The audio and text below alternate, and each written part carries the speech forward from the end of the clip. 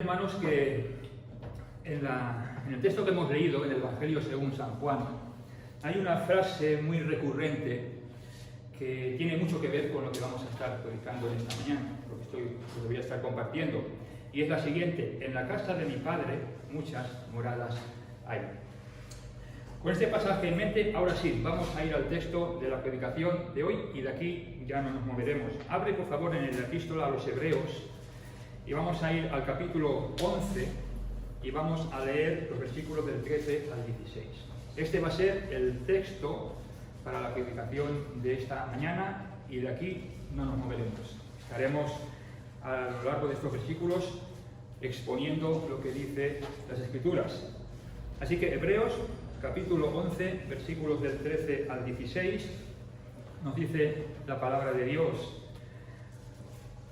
Conforme a la fe murieron todos estos sin haber recibido lo prometido, sino mirándolo de lejos y creyéndolo, y saludándolo y confesando que eran extranjeros y peregrinos sobre la tierra.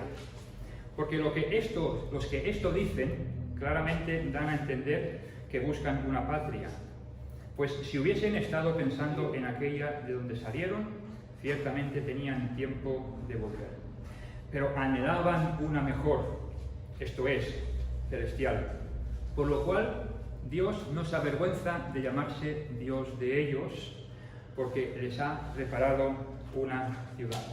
Al igual manera que en Juan 14 quiero resaltar dos frases que resaltan, valga la redundancia, de este texto.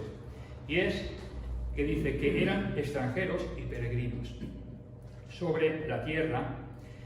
Y la otra que quiero resaltar es que Dios les ha preparado una ciudad. Así que, a la luz de estos textos y lo que estamos considerando, el tema que vamos a tratar en esta mañana es el destino eterno de las almas. Pero más concretamente, nos vamos a centrar en el destino eterno del creyente, el cielo. El destino de aquellos que hemos recibido a Cristo como nuestro único y suficiente Salvador personal y por la fe le hemos recibido como Salvador y Señor de nuestras vidas. El Señor tiene preparado un lugar para sus hijos.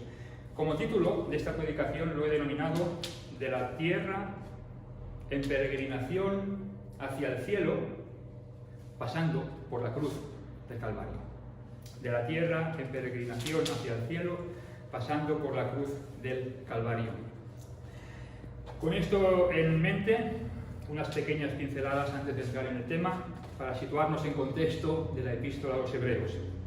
La epístola a los Hebreos se escribió a un grupo de judíos, cristianos, creyentes en el Señor Jesucristo, que por diferentes causas tuvieron una persecución, por tanto de los judíos mismos, como también de Roma, con Claudio y con Nerón, en la cual fueron perseguidos y fueron intentados desviados de la fe. Estamos teniendo también, hermano Miguel, en Gálatas este tema también, ¿no? No hay otro evangelio. Un poco en todo este contexto, la epístola a los Hebreos manifiesta también esta realidad, manifestando en ese trasfondo judío de los patriarcas, la ley y el sacerdocio levítico. En Hebreos capítulo 11, que es el capítulo que nos ocupa, como todos sabemos, es el denominado capítulo de la fe, ¿verdad? Y reseña unos testimonios de una serie de personas, de hombres y mujeres, tanto en el Antiguo Testamento como en parte de la historia de la Iglesia, en los cuales resalta su fe. Esa fe en Dios que es ratificada en la persona del Señor Jesucristo. Hebreos 12, puesto los ojos en Jesús, el autor y consumador de la fe.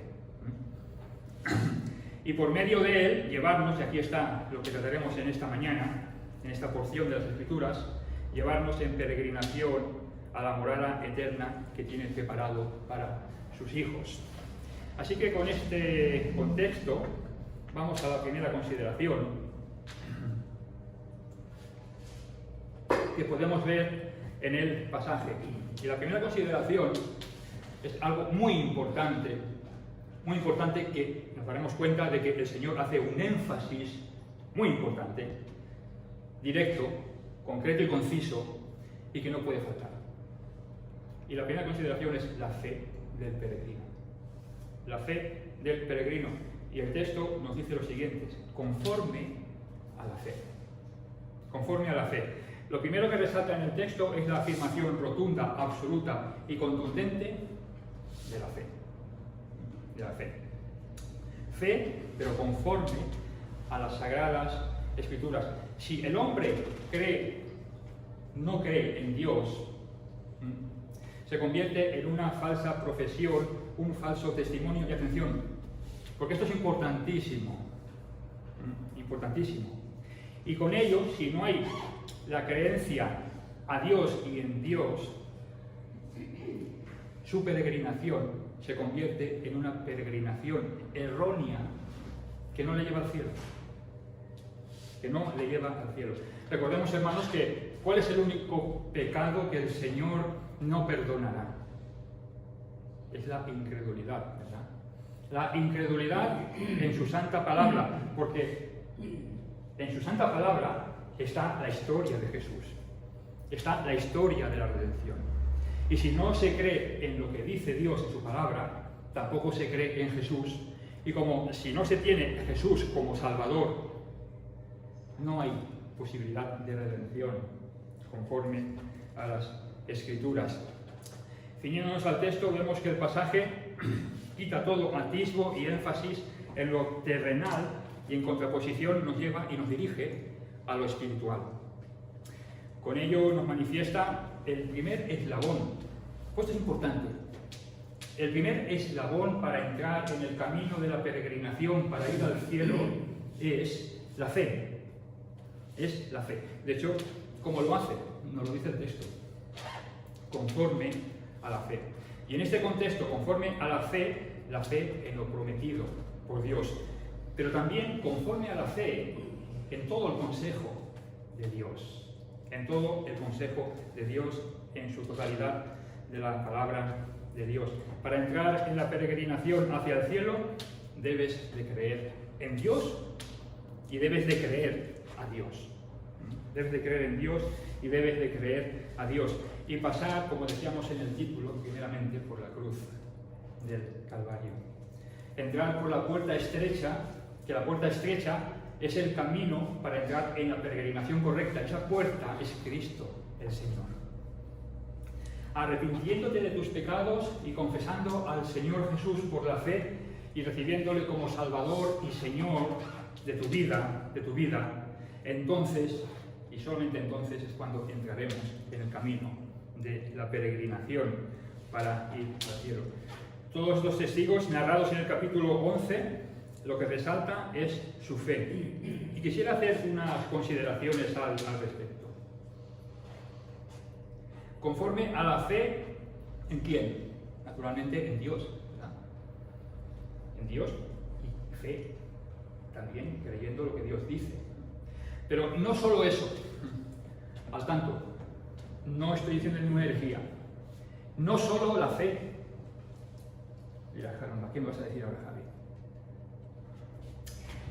No solo la fe, sino la fe conforme a lo que Dios demanda, una fe conforme a lo que la Escritura lo manifiesta. Y es interesante que el capítulo de la fe nos introduce cómo tiene que ser esa fe. Lo vemos primeramente en el versículo 1, que nos define lo que es la fe. Y nos dice: es pues la fe, la certeza de lo que se espera, la convicción de lo que no se ve. La definición de la fe. Luego identifica lo que es una fe correcta. En el versículo 3 nos dice: por la fe entendemos haber sido constituido el universo por la palabra de Dios, de modo que lo que se ve fue hecho de lo que no se veía. Es curioso cómo este versículo, como esta identificación de lo que es la fe correcta, nos lleva a Génesis, capítulo 1, versículo 1. En el principio Dios creó los cielos y la tierra. Eso, el hombre lo abre y dice: no puede ser, no me lo creo. Y la cierra. Una fe correcta es una fe puesta en Génesis capítulo 1, versículo 1, hasta Apocalipsis capítulo 22, no recuerdo qué versículo es el último capítulo de Apocalipsis. Todo el consejo de Dios. De nada me sirve tener una fe y después añadir o quitar a esa fe, destrozando totalmente la eficacia del Evangelio. Una fe correcta, pero luego también finalmente manifiesta que la fe es un requisito imprescindible para poder llegar a Dios. Todos conocemos el versículo también, ¿verdad? Capítulo 11, versículo 6.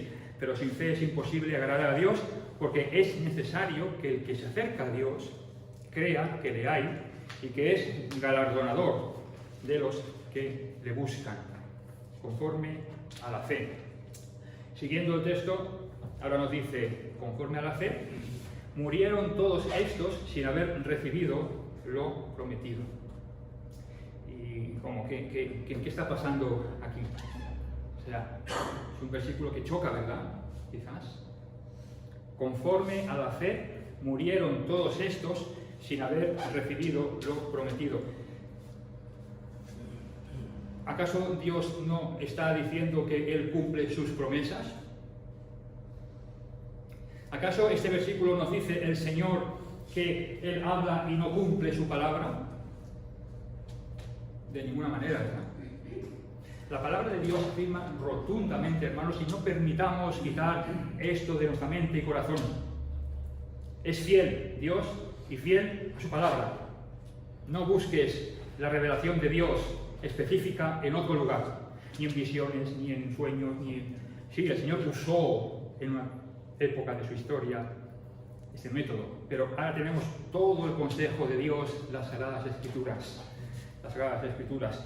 La palabra de Dios afirma rotundamente que el Señor cumple todas sus promesas y Él es fiel.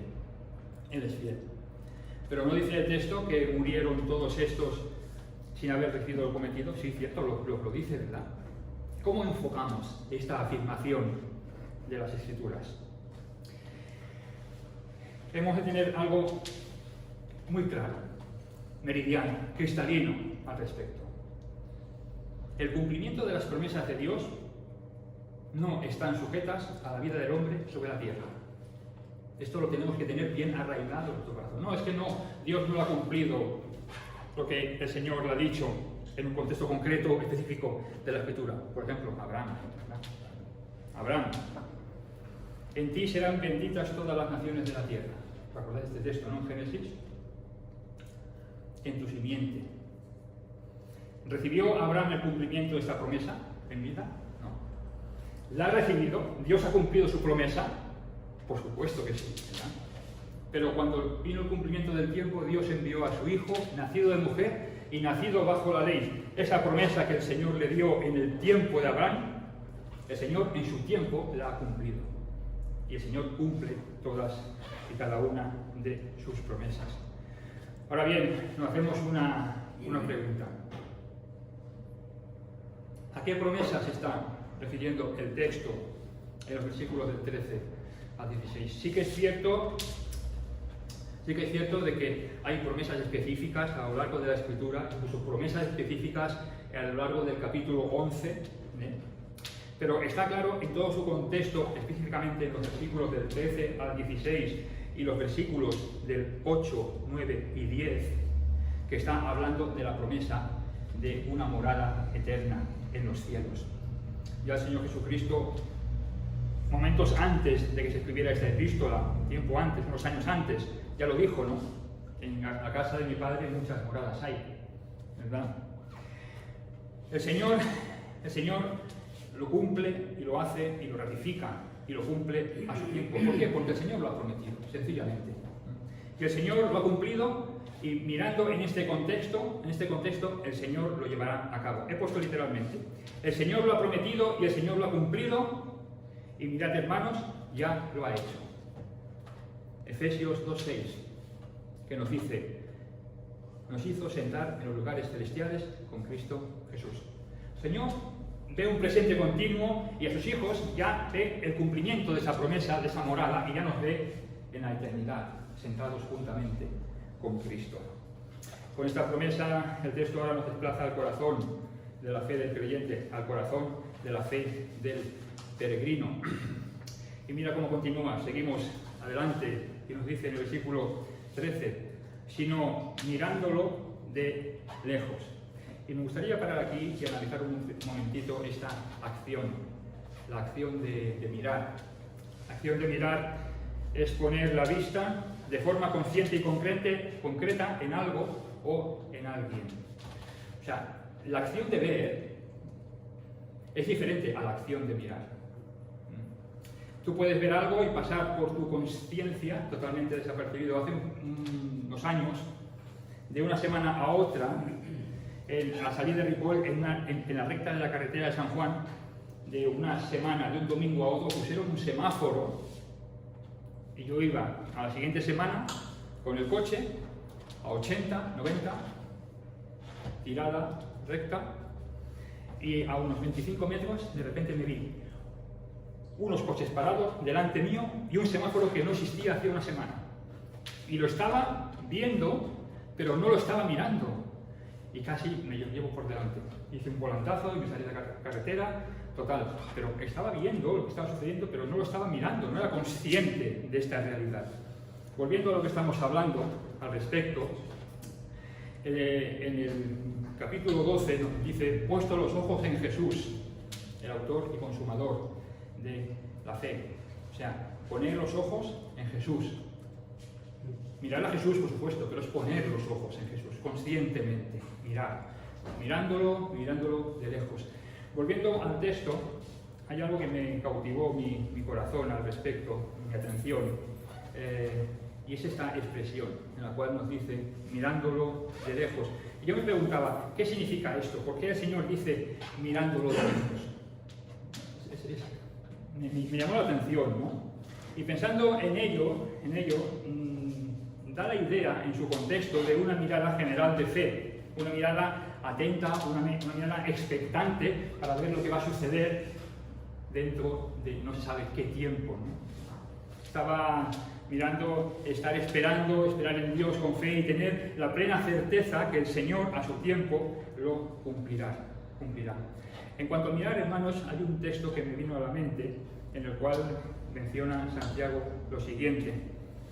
Santiago 1:25, en el contexto de mirar a Dios para obedecerle y no olvidarte de lo que Él dice, ¿no? Y es 1:25 y nos dice lo siguiente. Mas el que mira atentamente a la perfecta ley, la de la libertad, y persevera en ella, no siendo oidor olvidadizo.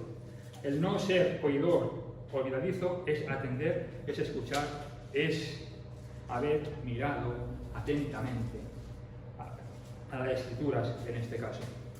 Mirándolo de lejos, pero no solamente mirándolo, si ahora nos lleva el texto a creer. Y nos lo dice, sino mirándolo de lejos, creyéndolo y saludándolo.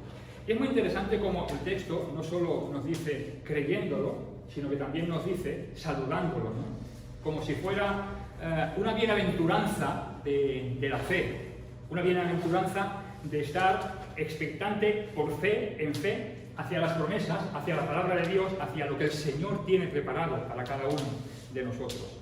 Creyéndolo sí, pero también saludándolo. Y podemos argumentarlo de la siguiente manera, y leo textualmente lo siguiente. La confianza y aceptación correcta del peregrino se basa por fe en creer las promesas de Dios. La confianza correcta del peregrino se basa por fe descansando en las promesas de Dios. Y atentos, la confianza correcta del peregrino se basa por fe en aceptar los tiempos perfectos de Dios. O sea, creyéndolo, saludándolo, creyéndolo y saludándolo, dando la bienvenida a esa fe en los tiempos perfectos del Señor. Yo lo resumiría de la siguiente manera. Por la fe, alegremente hago mía las promesas de Dios de forma personal, íntima y real. Todo ello en los tiempos perfectos de Dios, en mi vida y en la eternidad. Y esta afirmación de lo que es creer la fe del peregrino nos lleva a la segunda consideración. La segunda consideración es el testimonio del peregrino. Lo vemos en el texto. Nos dice, y continuamos en el versículo 13, y nos dice y nos lleva a decir lo siguiente.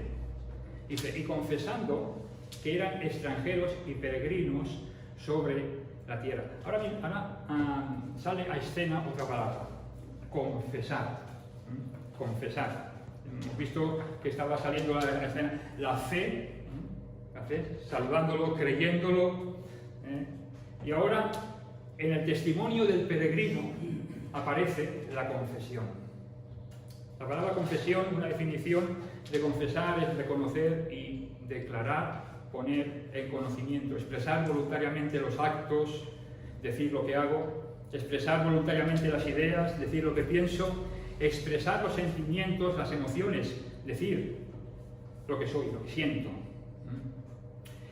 Y fijémonos, hermanos, si es importante esta palabra en las Escrituras, que el Señor la usa para la salvación y la usa para la restitución.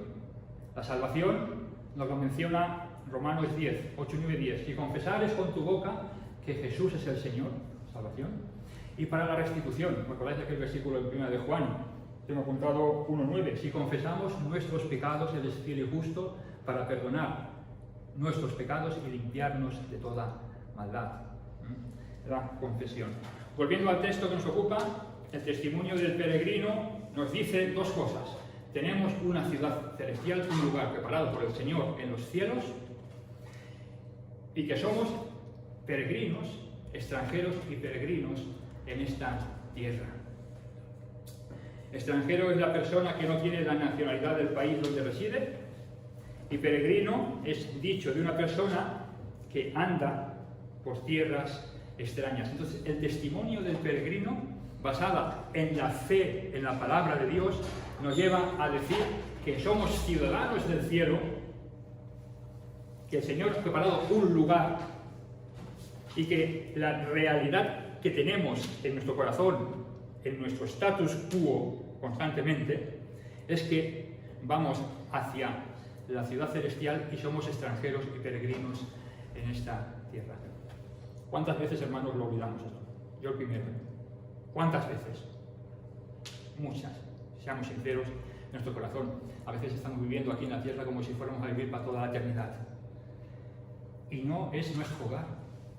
Sí que el Señor es lo que ha provisto en el tiempo, pero nuestro hogar está en los cielos. Si tienes a Cristo. No lo olvidemos, no lo olvidemos. Seguimos y llegamos a la tercera consideración. Esta es interesante, hermano. La verdad es que me ha puesto entre la espada y la pared. Me ha confrontado, me ha exhortado, me ha puesto en su sitio. O sea, el deseo del peregrino. Agárrate que vienen curvas, ¿eh? El deseo del peregrino. Seguimos con el texto.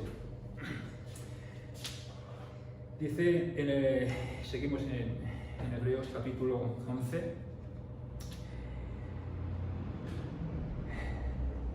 versículo 14, en adelante nos dice, porque lo que estos dicen, que dicen, bueno, ya lo hemos dicho, extranjeros y peregrinos sobre la tierra, porque lo que estos dicen claramente dan a entender que buscan una patria, pues si hubieran estado pensando en aquella de donde salieron, ciertamente tenían tiempo de volver. Y aquí está, hermanos, el deseo del peregrino, aquí está. Pero anhelaban una mejor. Esto es celestial.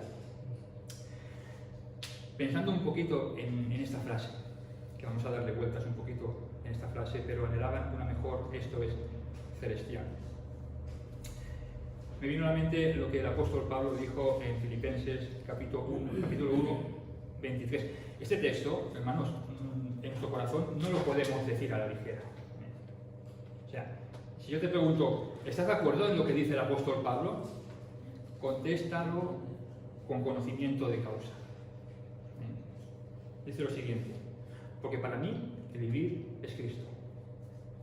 Pero dice luego, y el morir es ganancia.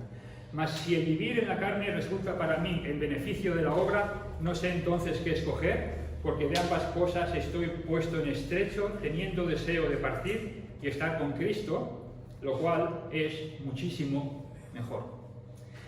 Evidentemente, hermanos, descansamos en los tiempos de Dios y con ello, vamos a ser claros, a nadie le gusta morir, ¿no? Aunque sí que es la puerta para llegar al cielo, si el Señor no viene antes. Pero, ¿te gustaría morirte hoy? Sé sincero, hermano, no vayamos a ser mega espirituales. Sí, yo quiero morir y me quiero ir al cielo. Sí, yo también. Pero de verdad, ¿te quieres morir? ¿O prefieres el rapto? Me apunto. El rapto. Si el Señor no viene antes, la muerte es un trance que tenemos que pasar los creyentes para llegar a la morada celestial preparada por Cristo para sus hijos. Y estamos ahora viajando de la fe, pasamos al testimonio para llegar al deseo. Vamos a ver unas consideraciones. Y aquí están las palabras que me he exhortado a mí mismo en mi corazón. Y me gustaría leerlas literalmente, porque no quiero dejar nada en el tintero. Soy un mal orador y prefiero leerlas. Entonces, digo lo siguiente. ¿Deseamos de corazón la patria celestial? Hombre, claro que sí. Bueno, vale. O por lo contrario, ese deseo lo tenemos guardado en la trastienda de nuestros pensamientos, como si fuéramos a vivir para siempre en la tierra, que ni siquiera se manifiesta ni la tenemos mínimamente presente en nuestras vidas. Así mirad lo que estamos considerando en estas preguntas. No lo contestes a la ligera, por favor. Otra pregunta que deberíamos meditar antes de contestar. ¿Cuál es el anhelo y el deseo, por tanto, que domina nuestra vida? Pero de verdad, ¿no? O sea, de verdad.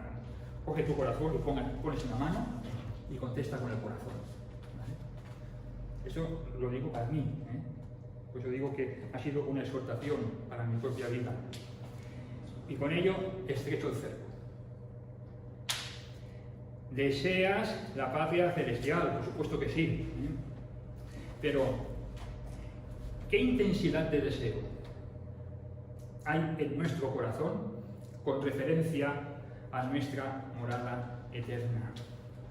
Son preguntas que yo considero que son muy serias en el corazón del creyente, que atañe al deseo de estar con el Señor en el cielo. Pero también el apóstol Pablo lo manifestó muy sabiamente. Mi prioridad es Cristo, morir es ganancia, pero si necesito estar en la voluntad de Dios aquí en la tierra, pues estoy en estrecho, no sé qué escoger. El Señor tiene los tiempos perfectos para mi vida. Sería la conclusión del corazón de Pablo y de cada uno de nuestros corazones. Así que estas cuestiones me fueron de exhortación para contestar estas preguntas. El pasaje nos menciona esta palabra. Interesantísima esta palabra.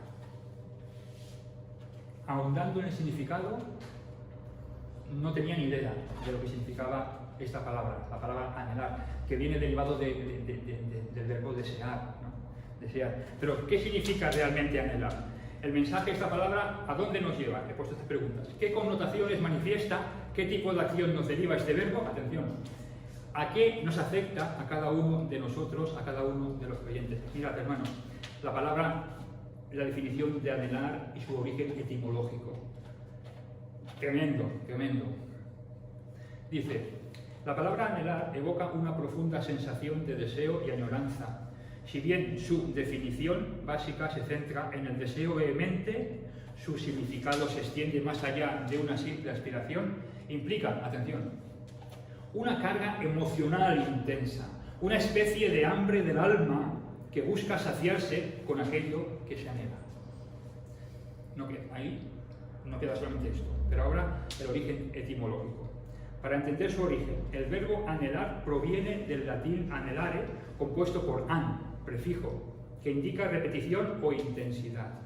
Y alare, respirar, jadear. Esta etimología nos revela una conexión íntima entre el deseo profundo y la respiración. Atención, como si el anhelo fuera una necesidad vital tan básica como el aire mismo. Eso es anhelar. Anhelaban la ciudad celestial, como si fuera el oxígeno que necesitaban para vivir. El anhelo hacia el Señor. Cuando digo, sí, yo anhelo una cosa, ¿estás segura de lo que estás diciendo? Esto es lo que significa anhelar. En resumen, anhelar es mucho más que simplemente desear, es una palabra cargada de emoción y significado que nos habla de la profunda conexión entre nuestros deseos más íntimos hacia lo deseado. De hecho, ¿has oído alguna vez cuando se dice la expresión suspirar por algo? O sea, respirar por algo. O sea, es como el mayor deseo que tiene el cuerpo para sí mismo es el aire. Es el aire, el cual nos da la vida. Eso es anhelar. Anhelar. En el significado gramatical de lo que es la palabra desear. Más allá, anhelar. Suspirar profundamente por Dios en el contexto que estamos teniendo. Y volviendo al pasaje, yo me hacía la pregunta, estos hombres y mujeres en el capítulo 11, ¿por qué anhelaban la morada celestial? O sea, no es tanto la morada celestial, que también, porque es el lugar donde vamos a estar, los creyentes. Pero la respuesta es clara, y lo vemos en el contexto del capítulo 11, lo que hay detrás de esa fe y de ese anhelo, y la motivación de esa fe y de ese anhelo. Estaba la prioridad y amor absoluta hacia el Señor. Su anhelo no era la ciudad celestial, que también, sino quien vive en la ciudad celestial, que es Cristo, el cual ha ido a preparar lugar para nosotros. De hecho, lo vemos un poquito desarrollado en los versículos 14 y 15. Dice, porque los que dicen esto, porque los que esto dicen claramente dan a entender que buscan una patria, mas si hubiesen estado pensando en aquella de donde salieron, ciertamente tenían tiempo de volver. Tenían puesta claramente, lo vemos en el texto, la mirada en las cosas celestiales. Dos ejemplos, solo los menciono. Abraham salió de Mesopotamia y fue a la tierra de Canaán. Él podía haber vuelto a la tierra de Mesopotamia. Pero vemos en el versículo 9 y 10 que anhelaban esa ciudad cuyo fundamento y arquitecto es Dios. También Moisés podía haber regresado a Egipto. ¿Pero qué dice? Que estimó como basura las riquezas y sabiduría de Egipto y se sostuvo como viendo al invisible. Su anhelo era el Señor. El anhelo y el deseo de sus corazones estaban en Dios. Para acabar esta consideración, un texto muy conocido. Si pues habéis resucitado con Cristo, que dice Pablo, buscad las cosas de arriba, donde está sentado a la diestra de Dios Cristo, poned la mira en las cosas de arriba y no en las de la tierra, porque vosotros habéis muerto y vuestra vida está escondida en Cristo, con Cristo en Dios. Este es el anhelo del peregrino. Dios mismo. Y con ello llegamos a la última consideración para el sermón de esta mañana. La realidad del peregrino. La realidad del peregrino. Y aquí está. Primero, la fe del peregrino. Segundo, el testimonio del peregrino. Tercero, el deseo del peregrino. Y ahora, la realidad del peregrino. Y hermanos, de nada serviría la fe, de nada serviría el testimonio, de nada serviría el deseo o el anhelo si no hubiera la realidad, no una realidad, si no hubiera la realidad que da Dios para ello. Ahora bien, en cuanto a la vida del hombre, en este contexto que estamos considerando de peregrinación, para luego ir a la morada eterna, el Señor pues ha establecido una realidad general. tanto para creyentes como para incrédulos, en su transcurso de su peregrinación. Finalmente, que la vida en la tierra es breve. La vida es un suspiro. Job nos dice que mis días fueron más rápidos que la lanzadera del tejedor. Bueno, Miguel nos explicó lo que era la lanzadera, el elemento del telar que va súper rápido. Abre conmigo un momentito en Santiago 4:14. Vamos a ir un momentito a este texto, porque la verdad es que vale la pena leerlos de lo que se refiere a la brevedad de la vida. Siguiente libro, epístola, y nos dice así, 4:14.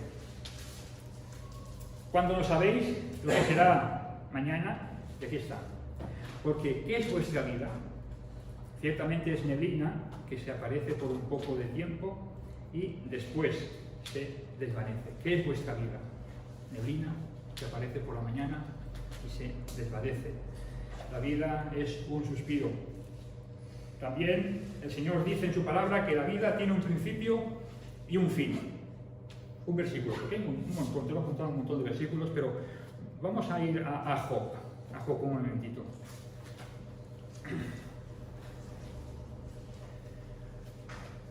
Job, el libro que está antes de los Salmos, y vamos a ir al versículo 8:8.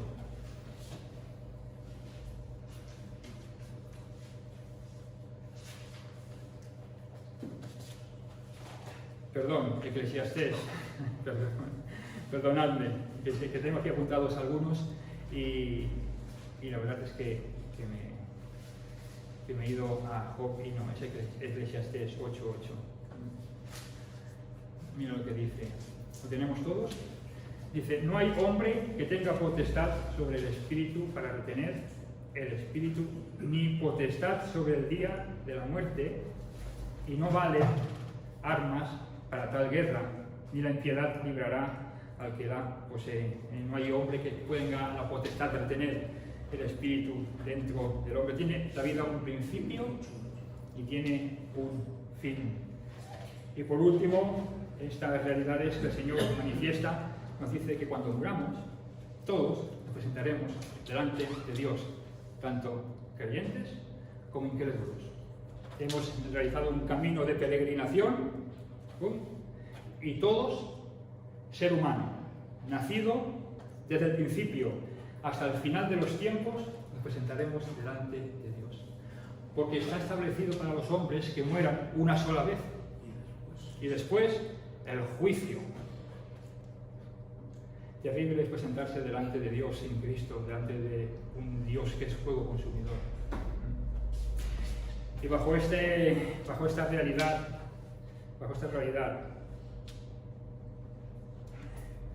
hay únicamente dos destinos, el cielo y el infierno. Y aquí están las dos realidades del creyente, en la cual muy rápidamente hacemos una pincelada, en la cual nos manifiesta el texto. Nos dice, pero anhelaban una mejor, versículo 16, esto es celestial, dice, por lo cual Dios no se avergüenza de llamarse Dios de ellos, porque les ha preparado una ciudad. Esta es la realidad del creyente, que el Señor no se avergüenza de llamarnos hijos suyos, y que el Señor, en su amor, nos ha preparado una ciudad celestial. Yo me imaginaba un poquito, porque me gusta a veces imaginarme las cosas, el pensar que con sus propias manos el Señor ha preparado, no sé, una habitación, una casa, algo en su morada eterna, con sus manos clavadas en la cruz, su sangre derramada, su cuerpo entregado, sepultado y luego resucitado, y ahora a la diestra de Dios Padre, intercediendo por ti y por mí. Nos ha preparado esta preciosa morada, esta preciosa realidad, en la cual pues tenemos aquí manifestado en este texto. Que Dios no se avergüenza de llamarse Dios nuestro y que tiene preparado un lugar para nosotros. Pensando en esto, ¿cuánto cambiaría, hermanos, verdad? Nuestra realidad, nuestra vida cristiana durante el transcurso de nuestra peregrinación al cielo. ¿Cuánto y cuánto cambiaría al respecto? Y ya para concluir, me gustaría mencionar lo siguiente, a título de conclusión. Tengamos constantemente nuestra mente y corazón en el cielo. En definitiva, es el lugar donde pasaremos más tiempo. Esta es la realidad. El tiempo donde todo ser humano va a pasar más tiempo es o en el infierno, por no haber recibido a Cristo como su Salvador y Señor, o en la morada eterna que el Señor nos ha preparado a sus hijos para siempre y para toda la eternidad. Recordamos las 4 consideraciones: la fe del peregrino, el testimonio del peregrino, el deseo del peregrino y la realidad del peregrino. Somos extranjeros y peregrinos sobre esta tierra hacia la ciudad celestial. 2 últimas preguntas exhortativas para considerar y reflexionar. ¿Dónde vas a pasar la eternidad? ¿Dónde vas a pasar? ¿Puedes decir a ciencia cierta de que tienes un lugar en los cielos hecho por Dios? El Señor lo ha dicho y lo ha prometido y lo ha cumplido. Y demanda esa fe, ese testimonio, ese deseo, esa realidad, es dada ya al creyente porque el Señor ha cumplido sus promesas. ¿Dónde vas a pasar la eternidad?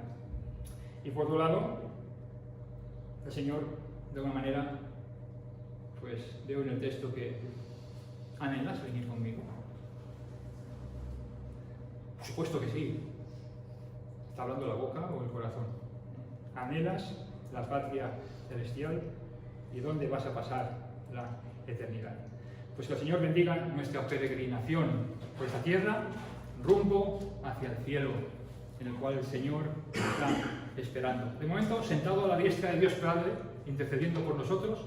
De momento, el Espíritu Santo en el corazón, ayudándonos, guiándonos, consolándonos, y por esta peregrinación, yendo con la presencia del Señor hacia aquel día glorioso, hermanos, el día de nuestra muerte, o bien el día que venga el Señor a buscarnos y vayamos con Él todos juntos al cielo.